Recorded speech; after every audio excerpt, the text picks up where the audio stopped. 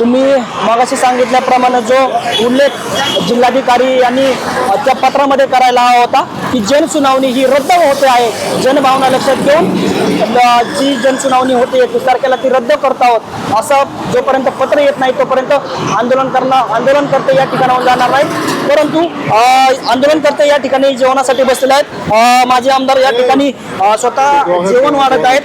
काय सांगाल, तुम्ही या ठिकाणी अजूनही लोकांसमवेत आहात?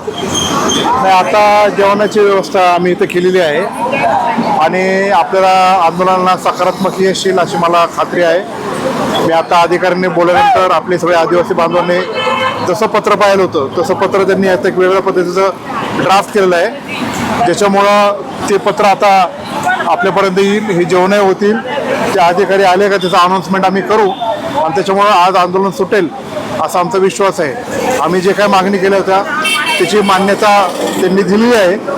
फक्त ते पत्र ड्राफ्ट कॉपी आहे, तो ड्राफ्ट कॉपी आम्हाला सांगितलं, आम्ही ते सुधारणा केले तर ते म्हणले आम्ही ते करून आणतो तुमच्या भावना लक्षात घेऊन।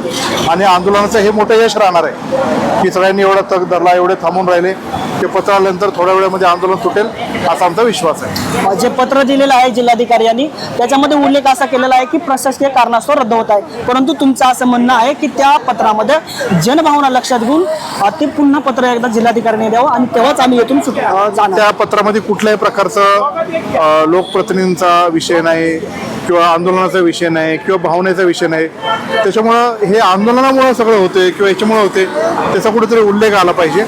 आणि म्हणून तो उल्लेख आता नवीन फ्रेश पत्रामध्ये पोल्युशन बोर्डाच्या माध्यमातून कलेक्टर साहेबांच्या परवानगीनुसार त्यांनी ते केलेलं आहे। ते पत्राचं ड्राफ्ट त्यांनी आम्हाला दाखवलं आहे, त्याच्यानुसार आदिवासी समाजाचे जे तरुण बांधव आहेत त्याच्यामध्ये अमोल वाघमारे असतील, सोमनाथ निर्मळ असतील, किरण लोकरे असतील, देवराम शेठ लांडे असतील आणि त्यांचे सर्व जे काही सहकारी असतील त्यांच्या मागणी, नाथासाहेब शिंगाडे आहेत, या सगळ्यांनी त्यांची जी काही भावना तिथे व्यक्त केली त्याचा त्यांनी आदर त्यांनी केला आणि जनतेच्या रेटाला त्या पोल्युशन बोर्डाने तसं पत्र काढून त्याच्यामध्ये काय आंदोलनाचा उल्लेख करून त्याचे हे करून त्यांच्या ड्राफ्ट त्यांच्यापर्यंत दाखवून त्यांनी ते मान्य केलं आणि तसं एक सकारात्मक पत्र ते आता घेऊन येतात ते असं त्यांनी आम्हाला तोंडी सांगितले।